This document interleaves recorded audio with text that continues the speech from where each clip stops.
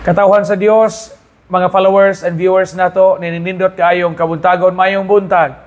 Viva Senior San Agustin! Happy Fiesta, Panglao o Sagbayan o uban pa mga dagkong lungsod o mga kapilya sa Pilipinas.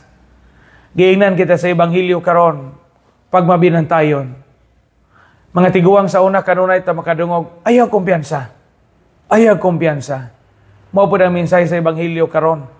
Kay wata kahibaw ano sa mubalik ang Ginoo o wata mahibaw ano sa kita mamatay. Ang pinakadako nga sipyat usahay sa tao kana maghunahuna ta nga ladyo pa nato ang kamatayon. Ladyo pa ang katapusan. Ladyo pa di palagi mobalik ang Ginoo. Mga mayon ta usahay unya na ko mobalik sa Ginoo og di na ko kaginhawa. Unya na ko mobalik sa Ginoo og tiguang nako. Unya na ko mobalik sa Ginoo og mo retire nako. Dili maayo. Kinahanglang dili ta magkumpiyansa kay wata kahibaw ano sa ata matapos aning kalibutana. Kay kun andam kita kanunay, di nato igsapayan. Kung mabalik ang Ginoo diyang hapon, way problema. Kung mabalik ang Ginoo og wapohong adlaw, di na ta malisang kay sa kanunay andam makita tagana.